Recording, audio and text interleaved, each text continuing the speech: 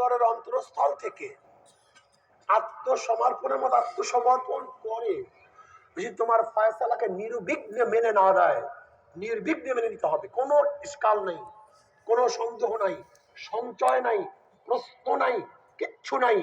আমার নবী যা ফয়সালা দিছেন, বুঝে আসুক অথবা নাই আসুক, এইটা অন্তঃস্থল থেকে যে মেনে না নিবে, সে মুমিন হতে পারবে না। কি বললেন?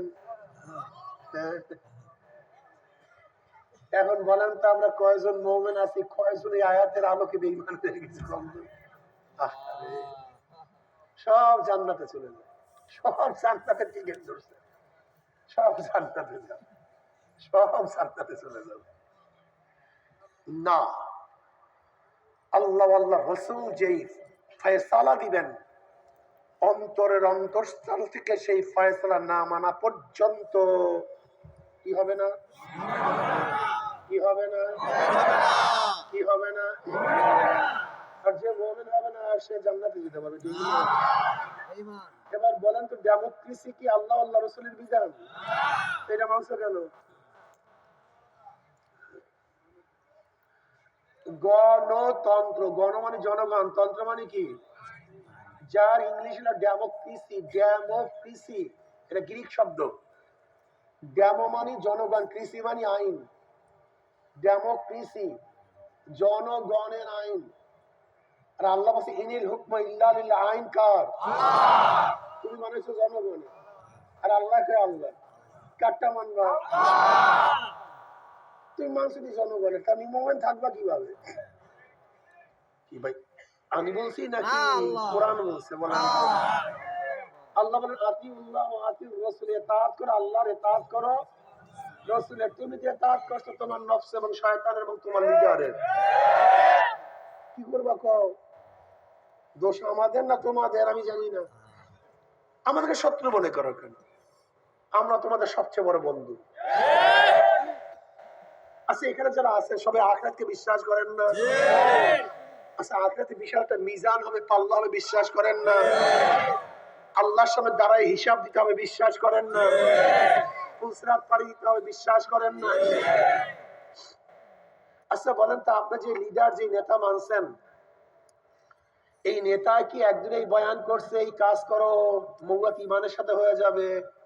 আচ্ছা, শেখ সাহেব বলেন, শেখ হাসিনা বলেন, জয় সাহেব বলেন, জিয়াউর রহমান সাহেব বলেন, খালেদা জিয়া বলেন, তারেক সাহেব বলেন, এরশাদ সাহেব বলেন, রওশন ইরশাদ বলেন, জি এম কাদের বলেন, রাশেদ খান মিলন বলেন, হাসান আল ইউনু বলেন, আজ পর্যন্ত একটা বয়ান শুনছেন আপনারা কেউ বলতে পারবেন যে তারা এই আলোচনা করছে, এই বক্তৃতা করছে, এই নসিহত করছে যে আমার দলের লোকেরা তোমরা এই কাজ করো, তোমাদের মুগত ইমানের সাথে হয়ে যাবে, তোমরা এই কাজ করো কবরে আযাব হবে না, তোমরা এই কাজ করো কিয়ামতের মাঝে আরশের নিচে জায়গা পাবা, তোমরা এই কাজ করে আমলনামা ডাইন হাতে পড়িয়া যাবে, তোমরা এই কাজ করে ফুলসিরাত পাড়িয়া জান্নাতে চলিয়া যাবা? এরকম বয়ান একদিনও করে নাই। অথচ নবী আলাইহিস সালাতু ওয়াস সালাম আমাদেরকে এই সমস্ত বয়ান শুনাইছেন কি শুনান নাই? দুনিয়ারও শান্তির কথা শুনাইছেন, আখিরাতের মুক্তির কথা শুনাইছেন। কি ভুল বললাম নাকি?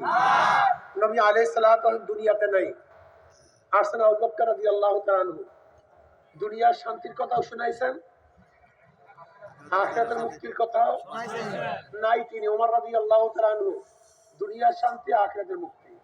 ওসমান রাদিয়াল্লাহু, দুনিয়ার শান্তি আখিরাতের মুক্তি। আলী রাদিয়াল্লাহু, আখিরাতের শান্তি দুনিয়ার মুক্তি। ঠিক না?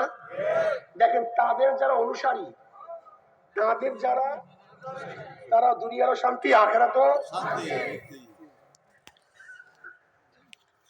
কিন্তু কার্ল মার্কস কবরের কথা বলছে? মাংসতুন, Abraham Lincoln, Socrates, Plato, Aristotle, Montesquieu, Locke, Rousseau, না, কেউ না, শুধু দুনিয়া। কথা বলে না কেন? তাদের উত্তরসূরিরাও খেয়াল করে দেখেন তো। আমাকে শত্রু মনে করেন কেন? আমি তো ধরাইয়া দিতে আসছি। কালমার, মাউসুতুন, Abraham Lincoln, Socrates, Plato, Aristotle, Montesquieu, Locke, Rousseau socialism, capitalism, communism, secularism এর